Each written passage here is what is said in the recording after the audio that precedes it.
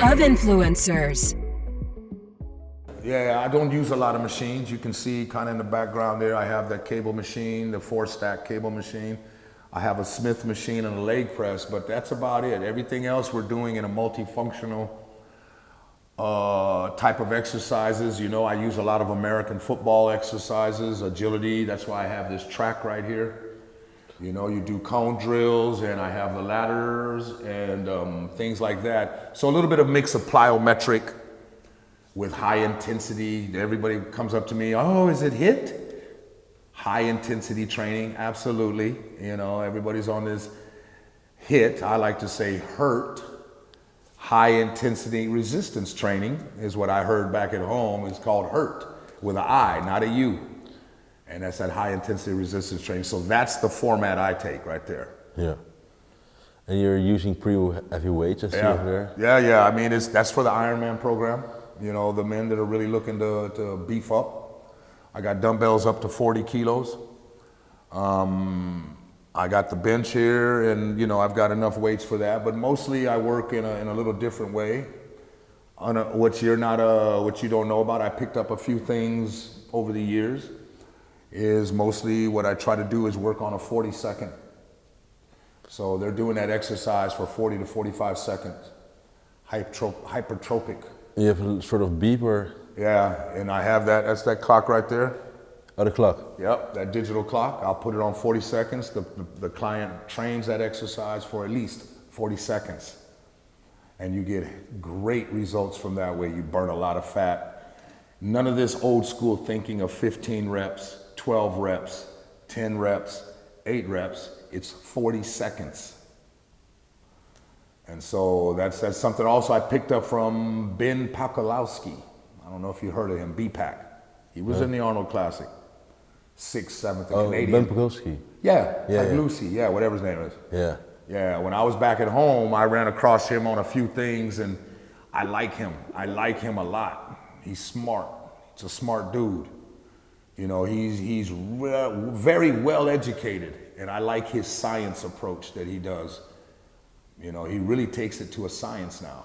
I haven't seen him for a while. Where is he? He's been promoting his own thing right now, and I did see in here that he's gonna try for 2019 again, but he's big now. He's got his gym in Tampa. This big gym, MI40 gym. Okay. Yeah, it's a big one. Big. And I'm pretty sure all the bodybuilders are going there. It's in Tampa, Tampa Bay, Florida. Yeah. So it's huge. I mean, huge. From the pictures I saw, I didn't know my sister used to live there. Yeah, Tampa's a great place. And he's got this big gym down there. So he's doing that, and he does these programs where the people come to him for about 2 months, man. Pay a lot of money, but he's up there, and he's worth it. He's science, I like him. So that's what I kind of use. I take a little bit, like I told you, I take a little bit here, take a little bit from there, take a little bit from there.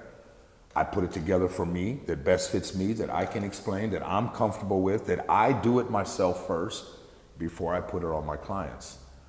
I think it's important as a personal trainer that you got to make sure that you're able to walk the walk, not just talk the talk.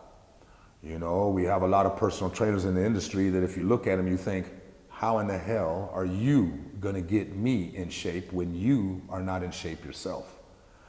You know, and we got a lot of those. We have a lot of I call them the book smart personal trainers, you know, or the YouTube personal trainers. And I think in every profession and skill work, you always have the busters, you want to call them, these people. And you have the majority of them are serious and are doing it the right, but you have a lot. What about the Instagram personal trainers? All the Insta girls. Yeah, look, entertainment is entertainment. I think of it as entertainment. Do I take any advice from somebody that's on Instagram or it's very seldom, because there's no filter. Nobody's to say that is right or wrong, you know, and I try to keep it as basic as possible, Jonathan. I try to keep it as basic as possible because I want the client to give 100% effort. If we make the exercises complicated and complex, the person is too busy thinking, are they doing it the right way? Is it supposed to be like this, as opposed to just work? So I learned a long time ago in football and college, just keep it simple. Keep it simple, stupid. All right, and that's what I do. My program is very basic. I have a complicated one, and I can make it complex for them. And I have a person here and there that needs that. But generally, I try to train the everyday person, and they don't need all that complexity with all these, we say when you buy a car, you got the bells and whistles, you know. We don't need all these hanging things and this and that and this and that. It's great and it's fun, but keeping it simple is more effective. And so that's where I keep mine just nice and simple and effective. And I allow the client to give 100%, to give out that 100% so they can get 100% back.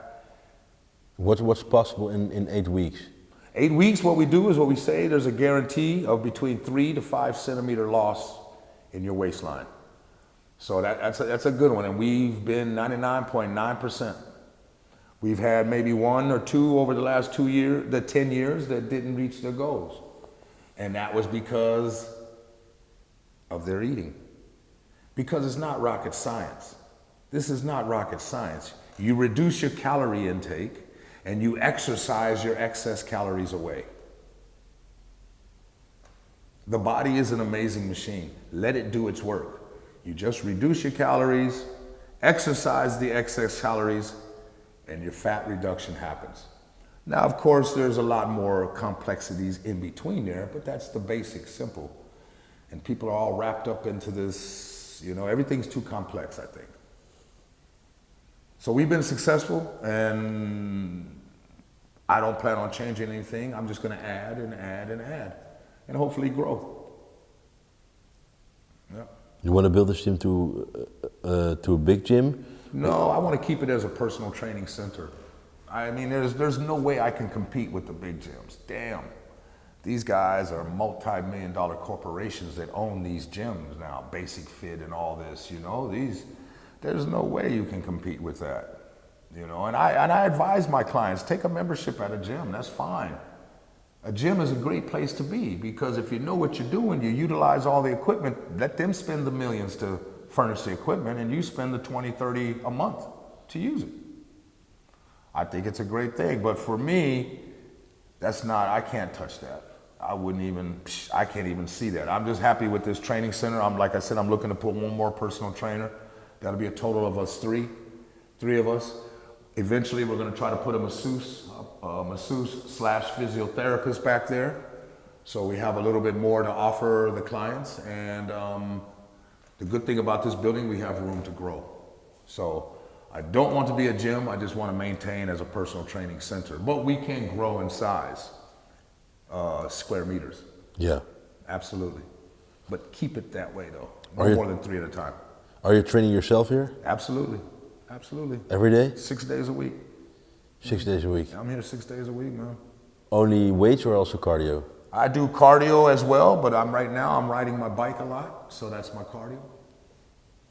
Yep. When I played football, American football, I ran. I was a receiver, so I had to run. I did that all the time. When I quit football, retired, I said, I'm never gonna run again. And so, let's see, I guess about a year ago, I had a couple clients who were having a hard time getting themselves motivated to go run and do the extra work, the homework that I advise people.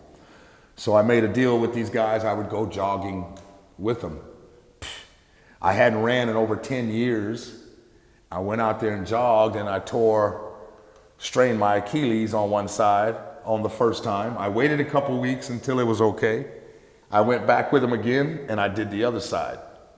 So I think my running days are over. Cardio, it's not a big, that's just on a bike, maybe a little cross trainer, maybe a little rowing. But how I also, if you look at this 40-second thing, it's cardio involved as well. You know, you're exercising for 40 plus seconds, you know, that's with resistance. So it's getting a little bit of both worlds. No, I'm not a big cardio guy, but I get my cardio in there. My clients is different. For the clients, it's different. Somebody that's looking, especially to drop weight and everything, I let them know, look, we're gonna lift weights, but you gotta do cardio, okay? Because if you're looking to really lose weight, you start with a lot of cardio. Then they drop their weight, and then you bring the weights back, you introduce them into the weight training, then they gain a little weight because muscle weighs more than fat. And that can kind of make the women a little bit, I'm gaining. You know, so you got to find a way to keep it in balance and keep them nice. You know, you need a certain amount of muscle anyway. You know, I always try to tell them, you need muscle. So we're going to exercise and stimulate muscle growth or recruitment, but we're not going to make you all big. We're just going to make you hard. And that's kind of how I focus it on. And I mean, you know, every individual is different. So that's what I think I'm very good at, because I used to be a coach in American football, and I'm good at finding ways to get that person to get the max, to get the most out of them. Because what I was taught as a player, you're gonna get out of it what you put into it. So if I can get them to put 100% into it, they're gonna get 100% out of it. Follow the Moti on Instagram, Facebook, and Snapchat.